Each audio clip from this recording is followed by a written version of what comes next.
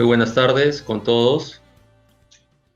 Bueno, agradecemos a todos los que se acaban de conectar y se vienen conectando a través de todas las redes para la exposición del día de hoy, continuando con el curso en contrataciones con el Estado.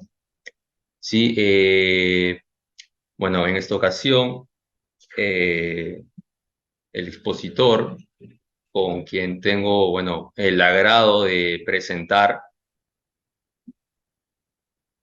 eh, es el doctor Leonardo Chan, ¿sí? De quien voy a, bueno, antes de comenzar, voy a presentarlo, ¿sí? El día de hoy contamos entonces con la participación del doctor Leonardo Chan. El tema es arbitraje en contratación pública. Pues bien, el doctor Leonardo Chan cuenta con una maestría en Administración Pública y máster en Derecho de la Contratación Pública, programas de especialización en arbitraje comercial internacional y arbitraje de inversión por la American University Washington College of Law y en Derecho de la Construcción por la Universidad del Pacífico, entre otras especializaciones en Derecho Administrativo, Contratación Estatal, Arbitraje y Solución de Disputas. Es miembro del Chartered Institute of Arbitrators, MCR, miembro de la Dispute Resolution Board Foundation y asociado de la Sociedad Peruana de Derecho de la Construcción. Bueno, sin más, doctor, reiterarle el gusto, el placer de poder contar con su participación el día de hoy. Conforme a, bueno, a las indicaciones que tuve el gusto de indicarle, le doy pase, le solicito por favor encarecidamente pueda encender su cámara, su micrófono y le doy el pase para que usted pueda hacer la exposición. Carlos, muchísimas gracias a, a CAE por la invitación, al Círculo de Arbitraje con el Estado, a quienes dirigen el centro. Bueno, y una vez más dispuesto a colaborar con la difusión del arbitraje, cualquiera sea de las plataformas. Esta vez, una vez más, de la manera virtual, pero yo, como siempre, encantado de colaborar con el propósito de consolidar el arbitraje. Esa es una de las tantas tareas que como árbitro asumo en mi carrera profesional, ¿no? Y lo hago de- con todo gusto. Entonces, miren, entonces Carlos quedó habilitado para iniciar, ¿verdad? Así es, doctor. Solamente, bueno, reiterar conforme indicaba durante la introducción que su tema, ¿no? Consiste en arbitraje en obra pública, ¿no? Sin más, tiene usted el uso de la palabra, doctor. De Ok, resto, es un gusto muchísimas poder contar con gracias. usted. El tema es un poquito más amplio, va en arbitraje y en contratación pública, según el título que se me fue asignado, pero no hay ningún problema. A ver, entonces voy a compartir pantalla, voy a presentar unas láminas. ¿Se puede ver?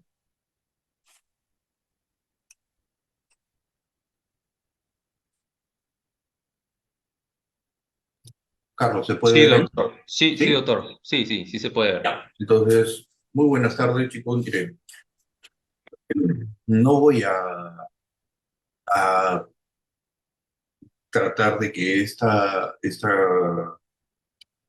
intervención tenga como propósito explicarles qué es el arbitraje, la contratación pública, ser exquisitamente técnico. De verdad que quiero hacer de esta intervención algo mucho más práctico, arrojado, que se acerque al día a día y en función de los temas que vayamos a abordar, yo trasladarles sobre la base de mi experiencia ya en estos largos años arbitrando, mucha, esa es mi intención, trasladarle casuística de aquellos asuntos que se derivan de nuestra norma de contratación pública y particularmente del arbitraje, correcto, que se desarrolla en contratación pública. A ver, Iniciamos, entonces, Leo, cuando hablamos o cuando asociamos la figura del arbitraje, el término de arbitraje, necesariamente en el Perú, en gran medida, en gran ámbito,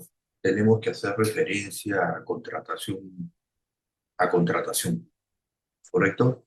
Pero no es que el arbitraje, y digo esto, no es porque el arbitraje nazca cuando, o sea, se utilice como un mecanismo de resolución de controversias cuando entra en vigor la ley de contrataciones y adquisiciones del Estado allá en el año 90, promulgada en el 97, pero con efectos de aplicación desde el 98, me refiero a la ley 2658, no. O sea, a lo que me refiero es cuando uno habla de arbitraje en el Perú, necesariamente tiene que vincularlo a contratación pública en tanto de que el arbitraje se desarrolla en Perú en gran medida, en volumen y hasta en masa, diría yo, en estos últimos tiempos, cuando, en lo que constituye una de las innovaciones que ha servido de ejemplo, inclusive a nivel mundial,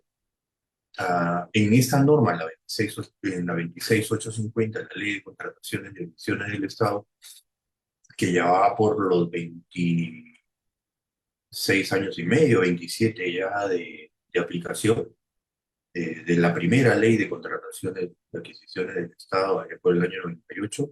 Entonces, de manera muy, muy audaz, se incorpora al arbitraje eh, para, para que este mecanismo resuelva controversias entre las partes en materia de contratación pública. Eso no quiere decir que, como les digo, el arbitraje aparezca en el Perú con la 26850. No, recordemos que el arbitraje en el Perú tiene una anterior, un anterior registro allá por el Código de Procedimientos Civiles de 1912, pasando por la primera ley de arbitraje, el decreto ley 25935 del año 92, seguido en mayor desarrollo por la ley 26572 del 96, pero llegando a su consolidación normativa en el año 2008 con el decreto legislativo 1071 y sus modificatorias que vienen a ser una adaptación de la ley modelo central, correcto, y entre esas adaptaciones se involucra en la ley de arbitraje, el se promulga la ley de arbitraje, ese es ya el decreto legislativo 1071, como refiero, ¿no? Entonces, el arbitraje tiene estos antecedentes en el Perú, pero insisto, es recién en el año 98 cuando como, como iniciativa que más se rescata eh, como una innovación, ¿correcto? Que hasta el día de hoy agradecemos todos los que nos dedicamos al arbitraje, porque reconozcámoslo, la Perú se arbitra mucho y eso es una fuente de ingresos para todos los que prestamos servicios en torno al arbitraje. Entonces el arbitraje a partir de su introducción en la ley 26, en la ley 26850 se va a consolidar, ¿correcto? A ver, esa consolidación se ha ido trabajando en el tiempo, porque ustedes saben que esta norma ha ido modificándose en el tiempo. Si no me equivoco, son 5 los cuerpos normativos que se han aprobado desde la adaptación de la ley 26850 hasta la fecha.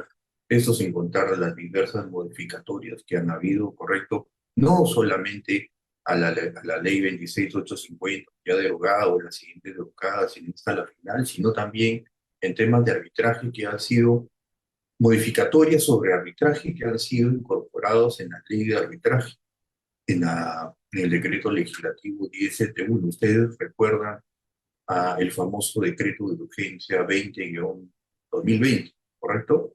Ese nefasto decreto de urgencia que hasta ahora sigue aplicándose y que rompe ese equilibrio de partes que debe haber en el arbitraje. Bueno, más adelante seguro habrá espacio de hablar sobre eso. Pero entonces, en resumen, sobre esa primera introducción, hablar de arbitraje en el Perú es mirar a la contratación pública. Y no porque nazca o aparezca en el Perú en la contratación, con la contratación pública, sino, de hecho, tiene varios antecedentes el arbitraje en el Perú, sino que es a partir de la dación de la ley 26850 que se introduce el arbitraje en contratación pública. Y como los contratos en contratación pública son numerosísimos, ¿correcto? Siendo el Estado el principal comprador de bienes, servicios y el principal contratante de obras, en gran volumen. Entonces, en todos esos sinnúmeros de contratos, ¿correcto? Se incorporó por mandato normativo que el arbitraje sea el mecanismo de resolución de controversias entre las.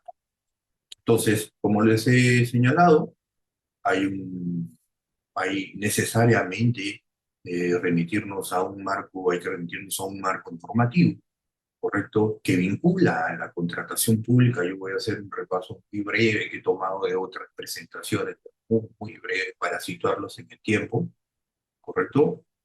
Entiendo que muchos de ustedes son muy jóvenes y se están familiarizando con el desarrollo de un proceso arbitral, pero no se trata simplemente de aprenderlo, sino que trata de conocerlo, y para eso hace falta remitirnos a sus orígenes. Y como ya le dije, el arbitraje, el origen del arbitraje en el Perú tiene que ver mucho, mucho con contratación pública. Entonces vamos a ver cómo es que llega el arbitraje en contratación pública. Mira, hay un primer cuerpo de normas que datan de 1950, 1980. Aquí no había norma de contratación pública de carácter general. Aquí lo que habían es que determinadas instituciones, las más potentes, digamos, las que manejaban mayor presupuesto, como por ejemplo el Ministerio de Infraestructura y Obras, ¿correcto? Tenían sus propios reglamentos para efectos de contratar. Entonces, no había una norma general en materia de contratación pública. Los primeros rasgos de contratación son este decreto supremo de febrero de 1950 y de febrero, ambos de febrero de 1950. Son dos, identificados por fecha, no por número.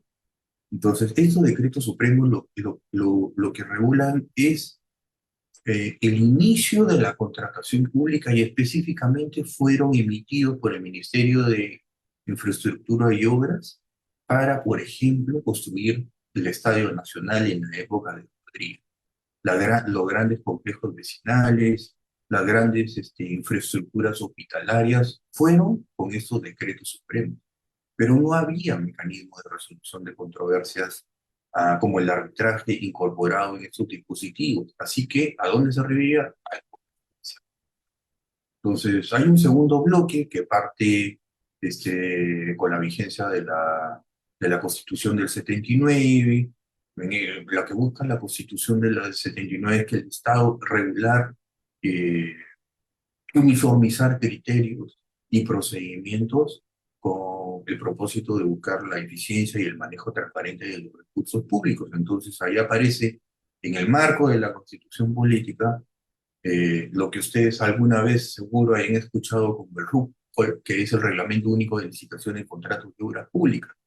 También está el Reglamento Único de Adquisiciones RUA, la Ley 23554, el RUCO que era para obras y el RUA era para bienes y servicios, ¿correcto? El REGAC era para regular la contratación de actividades de consultoría, ¿correcto? Entonces, por aquellas épocas, nacen los primeros eh, colegiados con el propósito de resolver controversias derivadas de la celebración de contratos con privados, del Estado con privados, y así aparece el Consejo de Adquisiciones Departamentales para los Procedimientos Administrativos regulados por el RUA. O sea, cuando el Estado contrataba bienes y servicios, iban y surgía una controversia, se iba a estos consejos a resolver la controversia. También aparece el Consejo Superior de Licitaciones y Contratos de Obras Públicas, conocido como el Consulcop. Entonces, cuando había controversias derivadas de la celebración de contratos entre el Estado y privados, la parte que se consideraba perjudicada recurría, por lo general el contratista recurría a este Consejo de Superior Consultor para que resuelva esas controversias de índole contractual administrativa. Y aquí viene, en este tercer periodo, lo que nos interesa. El 27 de julio del 97 se promulga la Ley de Contrataciones y Adquisiciones del Estado. Y como su innovación, correcto, más resaltante para el tema que nos ocupa, es que se introduce el arbitraje como mecanismo de resolución de controversia. Entonces, a partir de ahí es donde el arbitraje despega, crece exponencialmente hasta el día de hoy. Es cierto que durante el desarrollo de estos 20, casi 27 años, las diversas modificaciones lo que han buscado es fortalecerlo, el arbitraje, pero a la vez esa sucesiva variación de normas hasta la fecha es lo que contradictoriamente ha minado su consolidación en el régimen peruano. O sea, por un lado, se busca modificar la ley de contrataciones en lo que respecta al arbitraje para proteger al arbitraje, pero ese cambio tan constante en materia de arbitraje, rompiendo inclusive con el decreto de urgencia 2020 el equilibrio que debe haber entre las partes en un proceso arbitral, al poner al Estado, que ya tiene una condición superior sobre el contratista por razones obvias, ponerle una situación de mayor ventaja. Entonces, todas estas situaciones han ido han sido a la vez contraproducentes, ¿no? Entonces llegamos a, a, a la promulgación de la ley 26850, como les dije, es la que introdujo el arbitraje en materia de contratación pública. De eso ya, como también les he señalado, han pasado casi 27 años. Pero miren, además de introducir en el arbitraje, un dato que resulta importante para ustedes, para que lo tomen en cuenta, es que con la ley 26850 se crea también el CONSUCODE, antes el Consejo Superior de Contratación y Adquisición del Estado, lo que hoy ustedes conocen como el OCE, ¿correcto? Y es la partida de nacimiento también del Tribunal de Contrataciones con el Estado. Aquel tribunal para el que se recurre para resolver los conflictos que se derivan de los procedimientos de selección, entre otros, o para sancionar a participantes en los distintos procesos de selección, entre otras competencias que tiene. Esta es la ley que le da no solamente la partida de nacimiento al arbitraje y contratación pública, sino también al CONSUCODE, lo que ahora se conoce como COSE, y también al Tribunal de Contrataciones del Estado. Bueno, y a partir de ahí se han emitido una serie de dispositivos en materia de contratación pública, que ustedes lo van a ver en las láminas, ¿correcto? Y siempre conteniendo el arbitraje, considerándolo como un mecanismo eficaz y eficiente para resolver la contratación, para resolver conflictos derivados de contratos con el Estado. Estas son las normas que se han ido emitiendo en el tiempo, desde la 26850 hasta la fecha, ¿correcto? Y como les digo, siempre considerando el arbitraje como un mecanismo de resolución de controversias. Ahora, centrémonos aquí. Yo recuerdo hace año y medio, casi 2 años, con motivo de haber asistido a un evento académico en la Cámara de Comercio de Lima, sí, año y medio por ahí, con motivo de recordar los 25 años de promulgación de la Ley 26850. Hubieron varios expositores, y entre esos expositores estaba el doctor Ricardo Gandolfo. El doctor Ricardo Gandolfo es uno de los profesionales destacados, por cierto, que entre otros intervino en la redacción y en el aporte fundamentalmente del arbitraje para que como mecanismo de resolución de controversias, se introduzca en materia de contratación pública con el propósito de resolver eso. ¿Qué es lo que cuenta? Es que en función de considerando su trayectoria profesional y su experiencia, lo que advertía era que hasta esa fecha, todos aquellos contratos que celebraba el Estado con privados, pero con financiamiento de terceros o financiamiento externo, ¿correcto?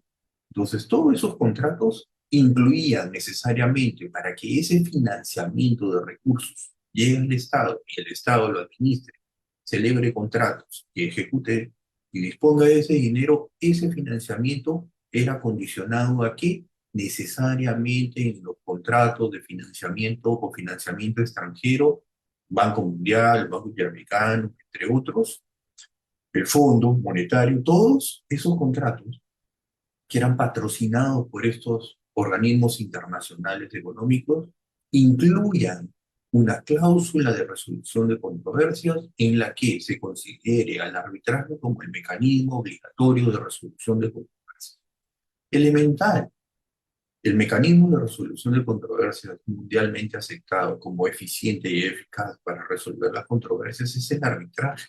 Hay otras en el mundo moderno, hay en materia de construcción, sobre todo hay muchísimos más, pero mundialmente aceptado es el arbitraje, ¿correcto? Entonces el doctor Ricardo Gandolfo cuenta de que, en base a su experiencia, advertía de que solo los contratos con financiamiento extranjero incluían esa cláusula. Entonces dijo, oye, ¿por qué esa buena práctica no incorporarla en la normativa nacional en materia de contratación pública? Que hubieron muchas renuencias, ¿no? Que cómo vas a poner en una norma de contratación pública al arbitraje como obligatorio, si en esencia el arbitraje parte del acuerdo voluntario de someterse a la jurisdicción judicial, desplazando a la jurisdicción judicial. Entonces, no es posible, bueno, en esa suma de intercambio, en esa suma de debates, en ese intercambio de ideas con otros profesionales, finalmente el arbitraje fue incorporado como un mecanismo de resolución de controversias en materia de contratación. Vamos por lo siguiente. A ver, como les digo, desde aquella oportunidad hasta la fecha, me refiero hasta desde la dación de la ley 26850, ha corrido mucha agua bajo el puente, ¿correcto? Se ha tratado de fortalecer al arbitraje, pero a su vez han, se han propuesto una serie de proyectos para minar su, su condición como principal mecanismo de resolución de controversias en materia de contratación pública. Recuerden ustedes que antes de este último proyecto, que seguro en los próximos meses se promulgará, ya desde hace 3 años, hubieron una serie de proyectos que incluso se sostenía, se postulaba de que sea el arbitraje como un mecanismo este, alterno que debería ser el funcionario público, aquel que decida en función de un informe de conveniencias y debería ir al arbitraje. Y si iba al arbitraje, que debería explicar por qué lo hacía. Entonces, ¿se imaginan a ustedes a un funcionario en una situación de conflicto en materia de contratación pública haciendo todo ese papeleo, todo ese análisis? Lo más simple era ir al Poder Judicial y entre otra serie de cosas. Pero bueno, todas esas malas ideas han ido descartándose en el tiempo y bueno, tenemos un proyecto en donde se consolida, aún se mantiene el arbitraje y no podría ser de otra manera según la experiencia adquirida a lo largo de todos estos años. Sería inconcebible, señores, de que a estas alturas del partido este, tengamos que considerar en un cuerpo normativo que la jurisdicción judicial sea la que resuelva los conflictos entre Estado y privados derivados de un procedimiento de selección a raíz de la suscripción de un contrato en materia de contratación pública. ¿Ustedes se imaginan volver a la época de piedra, ¿no? Después de todo lo que se ha avanzado, inclusive esta ley de contrataciones resulta ser una ley que ha sido exportada a muchos países con el propósito de ser analizada, de ser estudiada y, y de aprender de la mucha casuística que hay en arbitraje en el Perú, a diferencia de otros países, sobre todo en materia de contratación pública. Somos la envidia cuando uno sale, cuando he tenido la oportunidad de salir para efectos de arbitrar fuera o para estudiar fuera sobre arbitraje internacional o para participar de los distintos MUT a nivel internacional, o bueno, en reuniones de trabajo, asuntos vinculados al arbitraje. Créanme, señores, o sea, somos la envidia de la cantidad de casos en materia arbitral que tenemos a nuestra disposición, considerando que nuestros arbitrajes en materia de contratación pública son públicos, pues, ¿no? Por el uso de los recursos públicos. Pero eso también, y manifiesto lo siguiente, el que se arbitre mucho, muchísimo en el Perú, si bien trae como aspecto positivo que se genere toda esta casuística, pero eso trae también un efecto negativo, que se considere en el Perú que porque se arbitra tanto, se arbitra correctamente. Y eso no es verdad. O sea, en mi experiencia en arbitrar aquí o arbitrar fuera o arbitrar ah, integrando tribunales con árbitros extranjeros de reconocido prestigio, o recibir capacitaciones afuera y entender cómo funciona el arbitraje en el mundo moderno. Entonces uno abre los ojos y efectivamente nosotros los peruanos creemos que porque arbitramos mucho, arbitramos bien. Y eso es mentira.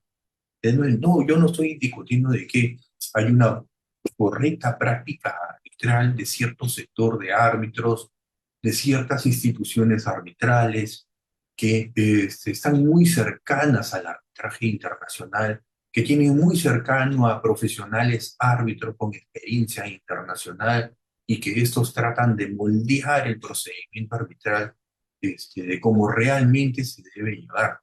Eso yo no lo discuto. Ay, he tenido la suerte de participar en eso, en muchos procesos con varios árbitros de gran prestigio nacionales e internacionales de haber adquirido esa experiencia. Pero también hay un gran sector, y me van a disculpar mis colegas, pero hay un gran sector de que, porque participan, porque tienen en su registro 100, 150, 200, hasta más, ya no sé cómo eso es posible, pero hay, o que tiene un gran número de arbitrajes, se consideran que arbitran correctamente, o en los centros también de arbitraje, que consideran que arbitran correctamente y lo que hacen es ah, utilizar instrumentos procesales del procedimiento judicial y tratan de asimilarlos o llevarlos a la práctica arbitral, lo cual es totalmente antitécnico, es totalmente contradictorio a la naturaleza propia del arbitraje. Entonces, todavía me encuentro con árbitros que quieren ah, poner en papel, ahora no en papel, sino en una notificación virtual, una resolución virtual, toda aquella coma y punto que se desarrolle durante el proceso arbitral, hablan de expediente arbitral, hablan como si el arbitraje consistiera en la suma de documentos y como si tratara de un expediente judicial. Igual los secretarios, el redactar, el proyectar, el intervenir, por encima de las facultades que tienen para desarrollar procesos arbitrales, eh, el de acercarse mucho al procedimiento judicial, eso es muy, muy común. Entonces, no porque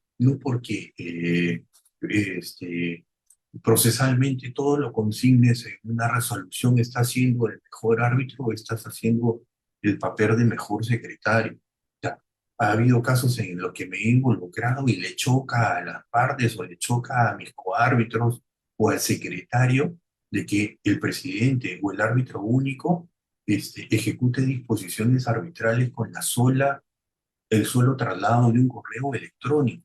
O sea, todavía en el Perú hay gente que no acepta eso. O sea, se trata para ellos de que toda disposición, todo traslado, toda comunicación, toda decisión tenga que ser puesta por el árbitro formalmente en una resolución y copiada a ambas partes por distintos correos.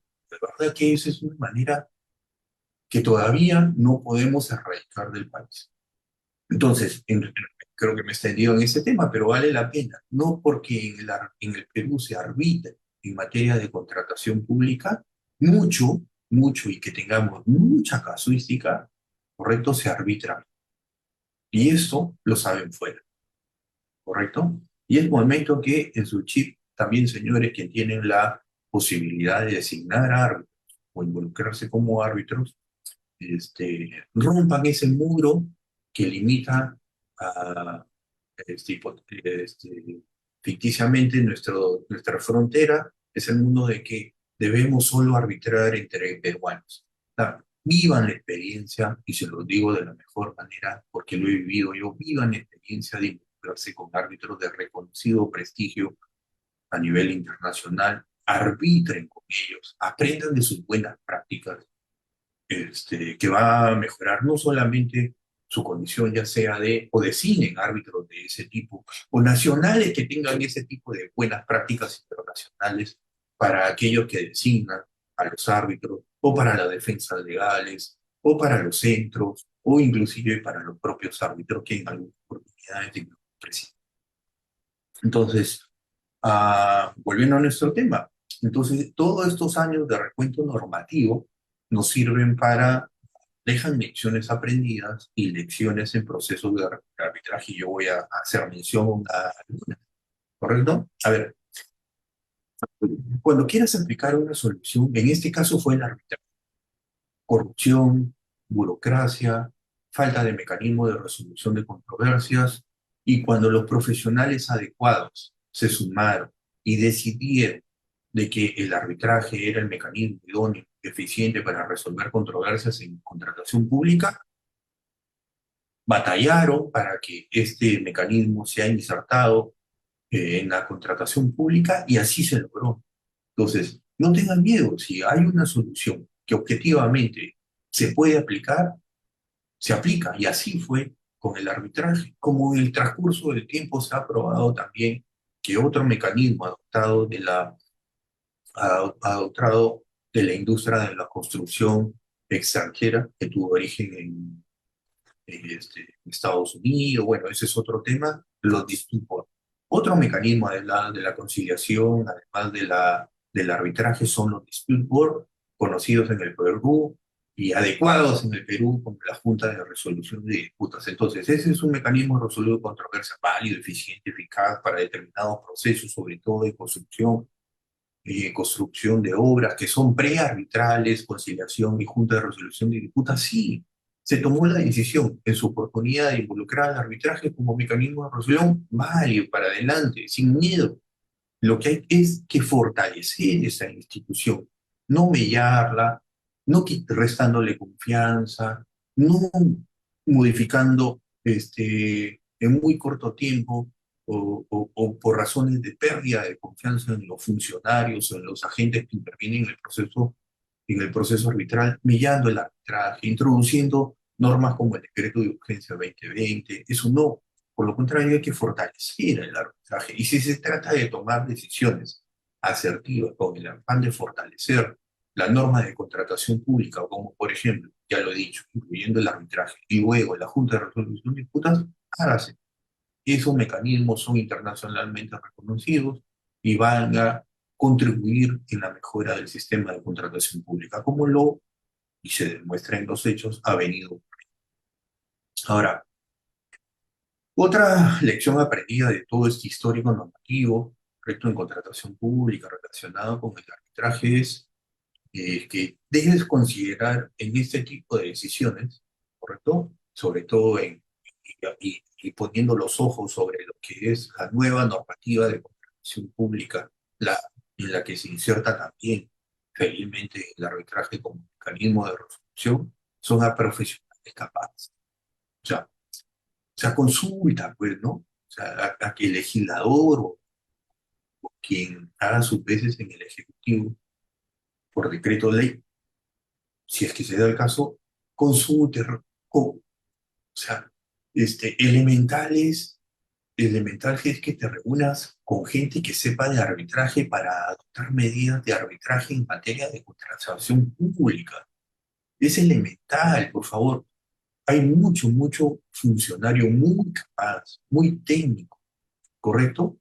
Pero de que pocos saben de arbitraje o no lo entienden, o no lo han experimentado, o no se han acercado nunca a un proceso arbitral, Dentro de los tecnicismos económicos que manejan o de otra índole, inclusive políticos, lo que es peor, entonces se involucran en el desarrollo de normas y sobre todo regulan sobre, sobre arbitraje. Una prueba de ello es el decreto de urgencia 2020.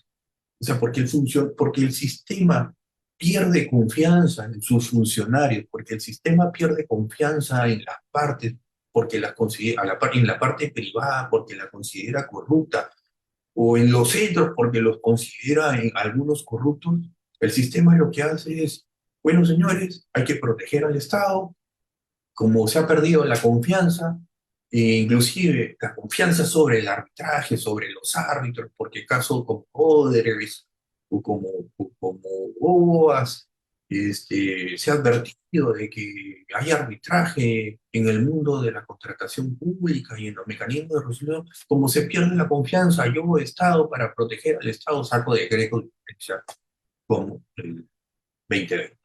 Entonces, yo estoy seguro de que si algún profesional con una trayectoria reconocida en el arbitraje, con experiencia en arbitraje, se le hubiese consultado sobre la viabilidad de proteger al Estado en la forma que se ha protegido con el decreto de urgencia 2020, no hubiese aceptado, no sé, ni siquiera hubiese aceptado participar en esas recomendaciones. De plano, hubiese rechazado que el 2020 salga a la luz, que es antitécnico, rompe el equilibrio, rompe la igualdad, igualdad que por cierto, técnicamente el Estado, este, técnicamente no ocurre porque el Estado tiene una condición superior sobre su par, sobre el contratista, pero bueno, recurrir al decreto de urgencia 2020 a partir de lo que funcionarios consideran medidas para proteger al Estado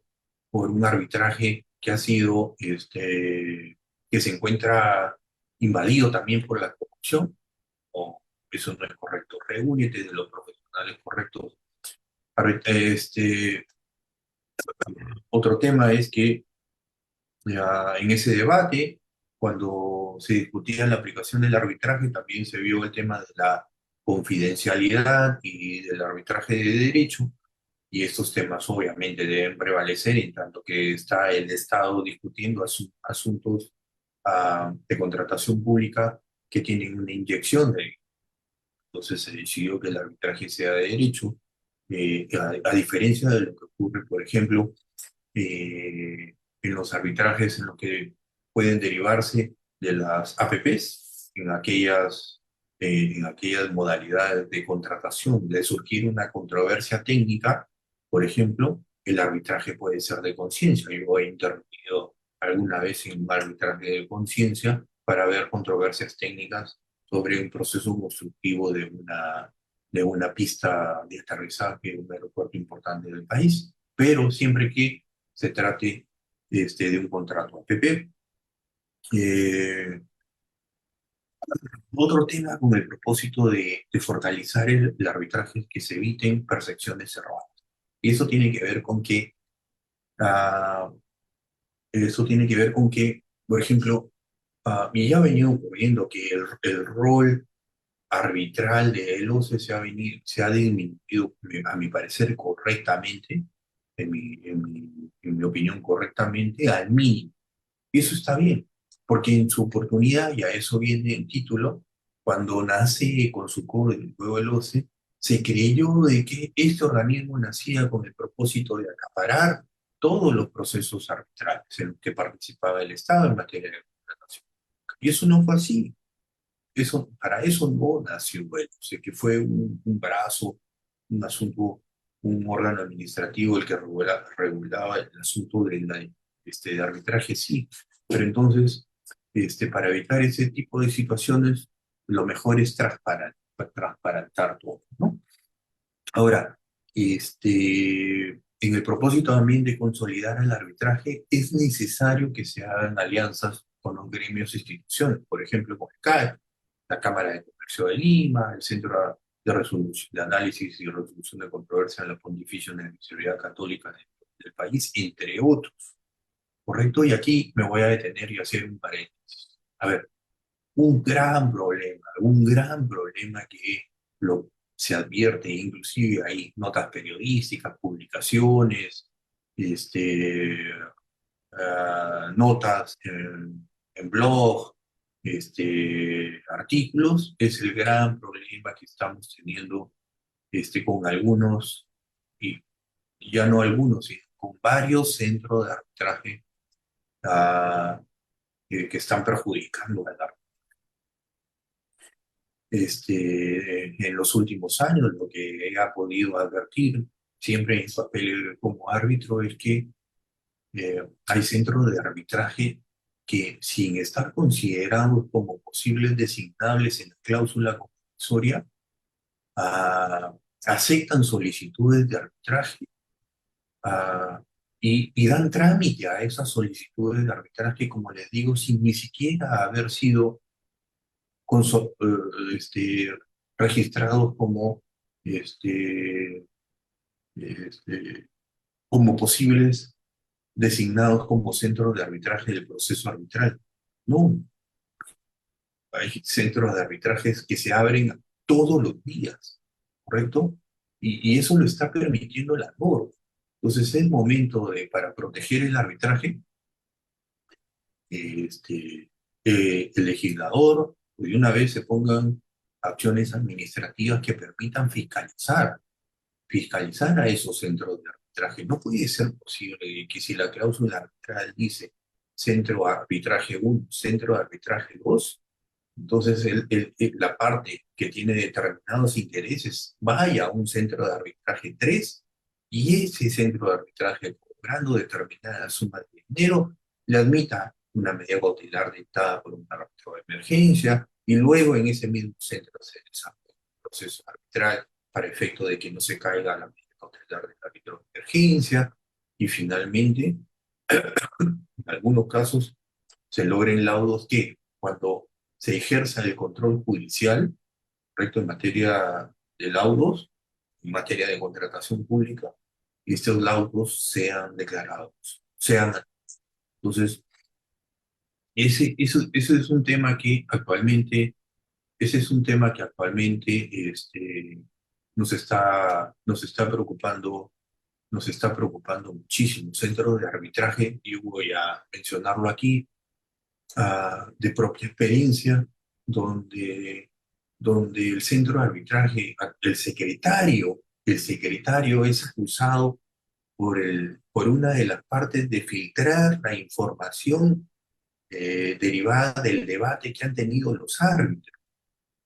O sea, los árbitros debaten, toman una decisión, la ponen en su correo y antes que se notifique, va el secretario porque ha sido copiado, levanta el teléfono, señor contratista, señores de la entidad, este es el resultado de determinada actuación arbitral, le conviene, no le conviene, le advierto, mire que soy buena gente para que tú puedas venir aquí en una próxima oportunidad a presentar tu solicitud de arbitraje, acá te paso la voz oportunamente, mira que esa decisión del tribunal que se notifica mañana o pasado te va a perjudicar, y el contratista lo que hace, ok, muchas gracias, paso a recusarlo, son recusados los árbitros, o sea,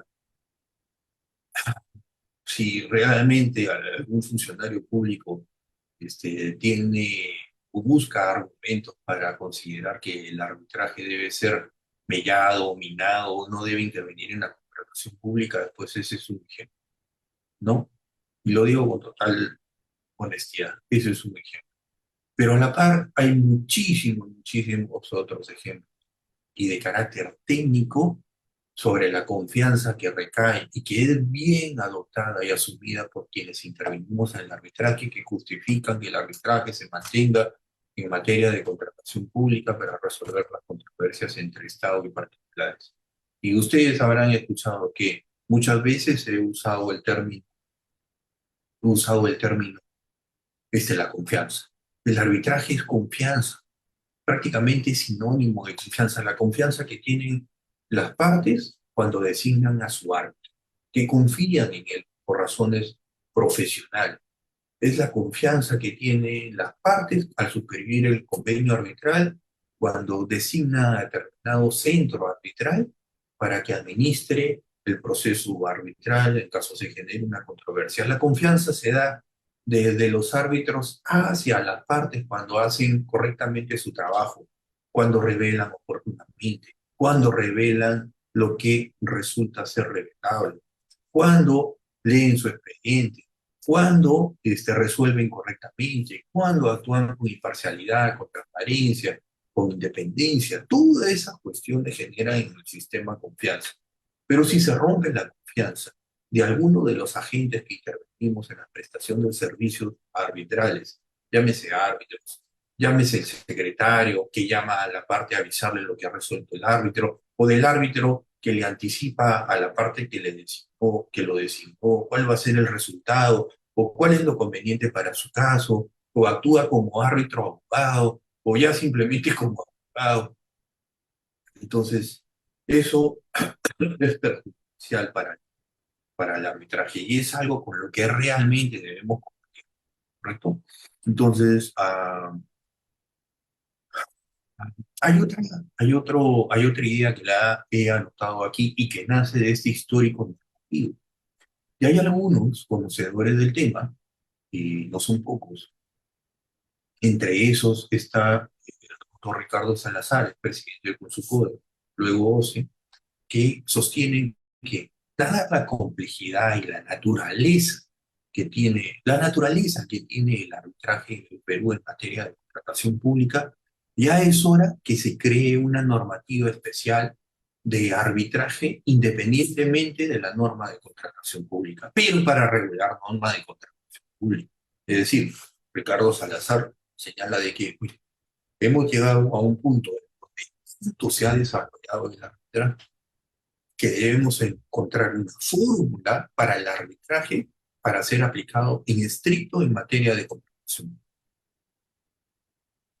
Hay otro grupo de profesionales, también de reconocido prestigio y trayectoria, mucha experiencia, que dicen, oye Ricardo, oye Leonardo, quien sea, miren, el reglamento tiene un extenso artículo 45 su arbitraje y tiene en la ley, perdón, y en el reglamento tiene desde el 223 al 246 dos artículos relacionados con el arbitraje, estrictamente con el arbitraje. Entonces, ¿acaso no consideran de que esta suma de artículos, que no son pocos, que no son copos para regular el arbitraje, no es suficiente este, este, para regular el arbitraje? Necesita sacar el arbitraje de contratación pública para darle una regulación especial. Eso es un tema que aún está en debate, pero corresponderá analizarlo. Otro tema que a partir del desarrollo del proceso normativo del 98 a la fecha es que hay lecciones por aprender aún y con el propósito, como ya le dije, de fortalecer el arbitraje. Y es que aún nos falta mucho por transparentar. Si estamos usando recursos públicos, el Estado está usando recursos públicos, y por eso el arbitraje es de derecho, y por eso los laudos son publicados, y por eso la confidencialidad. Entonces, toda esa suma de factores hacen de que sea necesario que se transparente todo aquello que sea relacionado con arbitraje en materia de contratación pública. Y salvo la Cámara de Comercio y algún otro centro por ahí, que se me está yendo, pero salvo la Cámara de Comercio con su faro de transparencia, dudo mucho que algún otro centro haya transparentado la información de sus árbitros y de sus procesos arbitrales como lo hace la Cámara de Comercio. O sea, el faro de todo centro de arbitraje debería tener un faro de transparencia.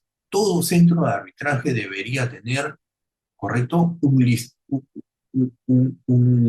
recuento de la actividad arbitral de cada uno de sus árbitros. ¿Cuántas veces arbitró? ¿Entre qué partes arbitró? ¿Cuántas veces ha sido recusado? ¿Cuántas de esas recusaciones han declarado fundadas? ¿En qué procesos ha intervenido para que las partes puedan ir a ver? O sea, eso es elemental, ¿no? O sea, así como se exige que a los centros se les debe regular de una manera más eficiente para efectos de impedir o en todo caso de impedir de que haya actos de corrupción o que minen el proceso arbitral. Entonces, igual, ¿no? Igual debe obligarse a, a, a que todo centro de arbitraje transparente la información. Mire, hay un estudio hace año y medio, un año, en donde el OCDE dice que por lo menos el 45% de los procesos arbitrales se vienen tramitando en provincia. Y los laudos son emitidos a partir de procesos arbitrales que se tramitan en centros de arbitraje localizados en provincia. Entonces, no porque en provincia sea más corrupta descargo, eso, yo soy un provinciano, yo soy chiclayano y orgulloso de serlo. Pero si estás alejado de la capital, ¿correcto? Donde se centra toda la información, entonces, con mucha mayor razón, todo aquel centro que administre procesos arbitrales debería transparentar la información. Eso nos hará generar muchísima más confianza. Ahora, viene un poquito más, y ya avanzando con el tema.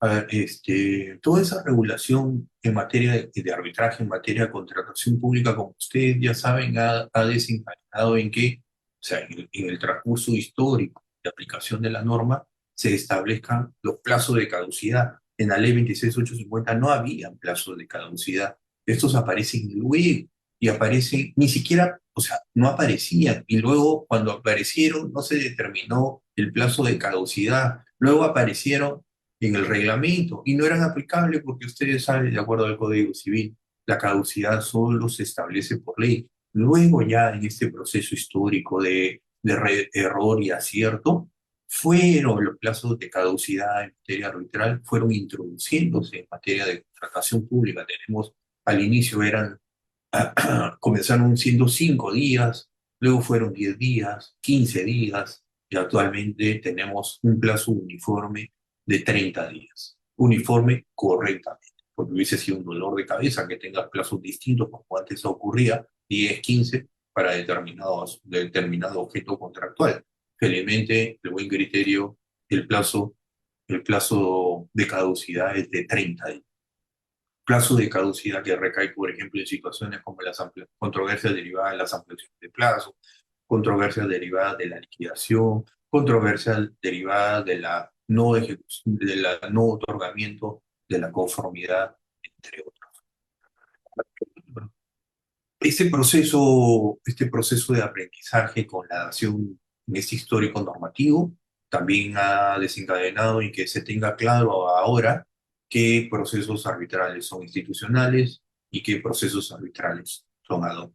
Ahora, actualmente el reglamento, saben ustedes que hasta 5 millones, ¿correcto? Del valor del contrato, ese proceso puede, y se debe, puede ser ad hoc. Este, y es más aún donde se debe fortalecer el arbitraje.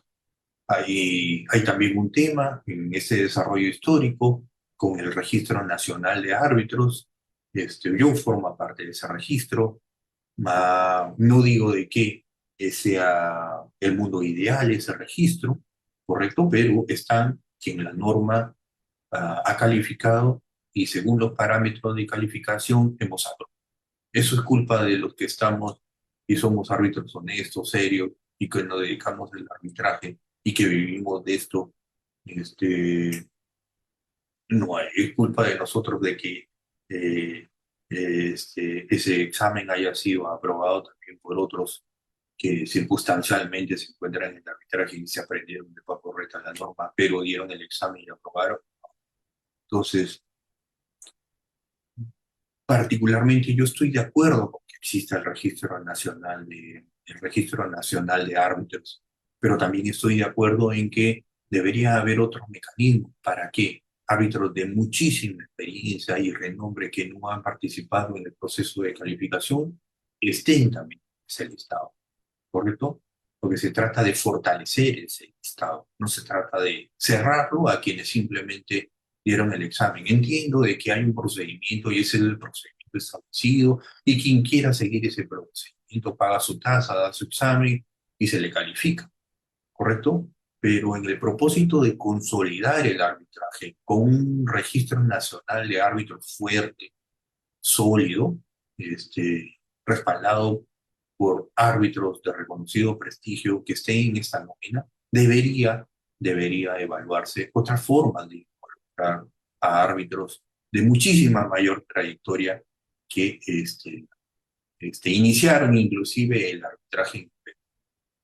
Ah, también es histórico, en materia de contratación pública, me refiero al arbitraje, lo que ha permitido es delimitar las materias controvertidas que serán susceptibles de arbitraje, ¿correcto? Entonces, en este caso, aquí tenemos un montón de casuísticas sobre lo que no es arbitrable, entre esas los adicionales de obra. Por ahí hay una tremenda discusión. Un sector dice de que los adicionales de obra deberían ser arbitrables porque es una manera de destrabar los procesos constructivos que están paralizados, que en gran medida vienen por los adicionales de obra derivados de la falta de calidad de los expedientes técnicos, ¿correcto? Pero hay otro sector proteccionista del Estado donde dice, oye, se trata de administrar los recursos del Estado y siempre hay que establecer unos límites, ¿correcto? Y esta es la forma de establecer unos límites de que son materias no arbitrables. Este tema no queda en el arbitraje, este tema ha trascendido al control judicial, lo que aquellos laudos que han resuelto sobre materias no controvertidas, porque así lo dispone la norma nacional, son llevados en control judicial a las salas comerciales y las salas comerciales, con mayor o menor criterio, alguna de las dos, ahora creo que hay alguna más, ha resuelto de una u otra manera, pero siempre es por lo general señalando de que aquellas materias arbitrales en materia de adicionales, aquellas materias, esos adicionales que hayan sido sometidos a arbitraje dentro del marco de la normativa de contratación pública, esos laudos que contienen esas decisiones son anulados. Y a partir de ahí se ha generado también otra discusión y hasta dónde puede intervenir el control judicial para efectos de calificar el fondo del asunto, considerando de que solo en anulación son calificables las cuestiones de fondo. Y por último, bueno, las formalidades esenciales sobre la efectividad y ejecución de los laudos arbitrales, entre otros, ¿no? ¿Cómo se emiten los laudos? Ese es también un gran reto que tenemos los árbitros, los centros de arbitraje, de mejorar la calidad de árbitros, que no se le dé el título de árbitro simplemente porque se son un saco, una corbata y una parte lo designa. Se trata de que sean designados y que realmente se involucren en procesos arbitrales los árbitros realmente capacitados, formados como árbitros, con experiencia arbitral, sobre todo que sean honestos y sean capaces. Y este es un gran reto para todos los que estamos prestando servicios arbitrales, inclusive para los centros. Hay centros, insisto, que le dan el título de árbitro a alguien que no lo merece ni de lejos. O sea, se atreven a poner en su lista de árbitros a profesionales del derecho, correcto, que nunca han visto en su vida un proceso arbitral. Y si lo han visto, están involucrados en actos de corrupción, o su credibilidad está por los suelos, o son conocidos por dictar medidas cautelares en la punta del cerro, bajo el título de árbitro de emergencia, o dictando medidas cautelares que no corresponden. ¿Se dan cuenta la importancia que tiene el calificar a alguien como árbitro? Y no solamente es un título, se trata, miren la responsabilidad que le están trasladando a este profesional del derecho, de cualquier otra rama, la responsabilidad que le traslada. Entonces, la calidad de sus laudos está en proporción a la calidad de los profesionales que involucres en tu arbitraje para arbitrar como árbitro. Entonces, no esperes que tu controversia sea resuelta de la mejor manera, ¿correcto? Y que tu laudo pase el filtro del control judicial si has designado como árbitros a profesionales mediocres, a profesionales deshonestos, a profesionales que no generan confianza, a profesionales que lo único que hacen es involucrarse en los procesos arbitrales para obtener un beneficio propio y no me refiero a la remuneración, beneficiando a una de las partes o alterando lo que significa el equilibrio de un proceso arbitral. A ver, y ya para terminar, le voy a poner ese cuadrito. Mire, ustedes saben que todos los meses, y lo invito a que lo revisen, Contraloría publica en su página web un informe mensual, al menos creo yo que lo hace con la periodicidad mensual, sobre sobre las horas paralizadas por diferentes factores en todo el territorio nacional. Son de verdad que informes que todo profesional que esté involucrado en la contratación pública, porque debería leer y debería analizar, y lo invito a que la hagan, está publicado en su página web, digiten en Google informe paralización de obras Contraloría y les va a salir mes por mes, se lo descargan y le dan una ley y van a encontrar información valiosísima. Y entre esas rescato esta, es un informe largo. Me gustaría presentárselos en otra oportunidad, pero miren, rescato esta lámina. Se, dije, se dijo durante mucho tiempo, y uno de los caballitos de batalla que utilizaban para tratar de mellar el arbitraje era de que el arbitraje paralizaba la zona.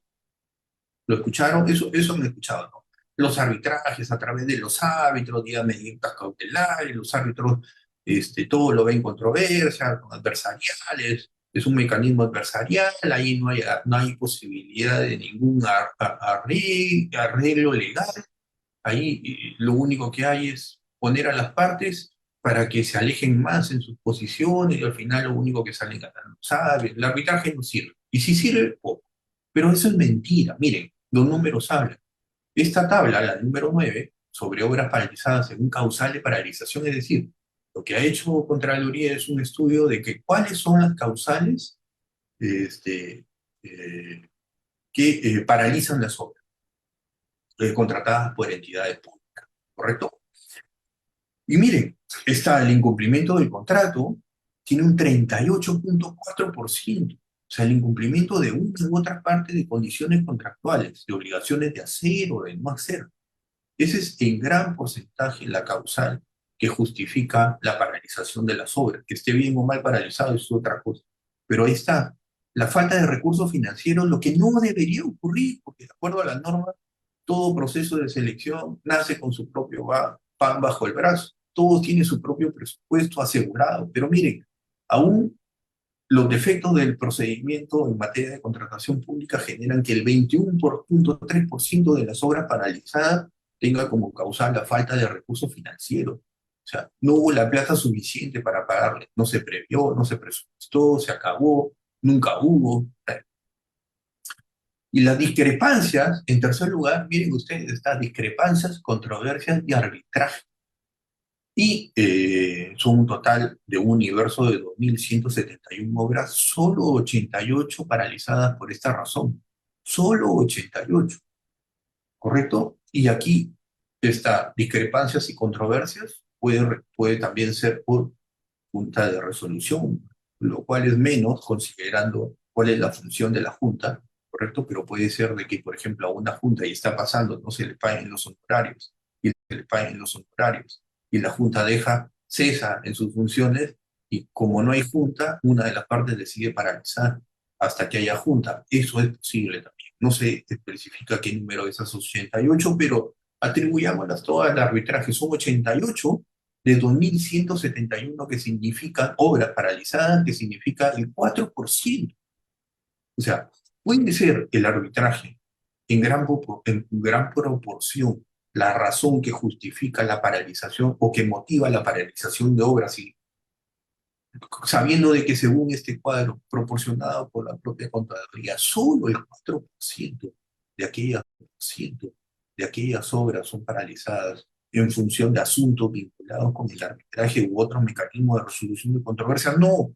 Entonces, descarten eso de su cabeza. El arbitraje no es en gran proporción la razón que paraliza las obras. Por el contrario, es el mecanismo que permite resolverla de manera eficiente. Hay otros, ese 4% también se equipara con el 4% de conflictos sociales, eventos climáticos, deficiencias del expediente técnico, eso me sorprende, es 1.3 nada más. Suponía que era más, pero es 1.3 nada más. Se refiere a 28 obras de las 2.171 obras paralizadas, que es por conflicto social. Entonces, ni el conflicto social, ni el arbitraje son razones, ni los cambios climáticos que paralizan las obras, ¿no? Hay otros como licencias, cosas que no deberían ni existir en este cuadro como licencias, la disponibilidad del terreno, todavía aún cuando sea un margen muy pequeño, pero todavía hay interferencias porque se meten terceros, bueno, eso siempre ocurre, pero eso, con eso quería terminar, con esa idea de que el arbitraje no es el cupo, el arbitraje no es la razón, el arbitraje sí funciona, el arbitraje no paraliza las obras, ¿correcto? Y el arbitraje, como se viene desarrollando desde el año 98, es el mecanismo y así ha sido reconocido mundialmente y fundamentalmente el Perú, que se arbitra pasivamente con la función pública, el mecanismo ideal para resolver controversias entre contratos celebrados en el Estado. Muchísimas. Carlos, quedo atento a cualquier pregunta que me puedan formar. Libero mi pantalla.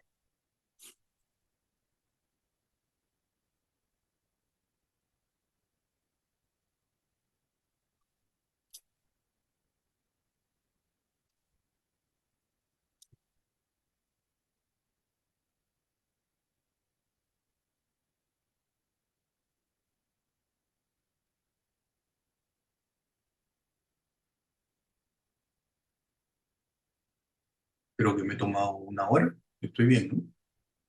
Me excedí un poquito.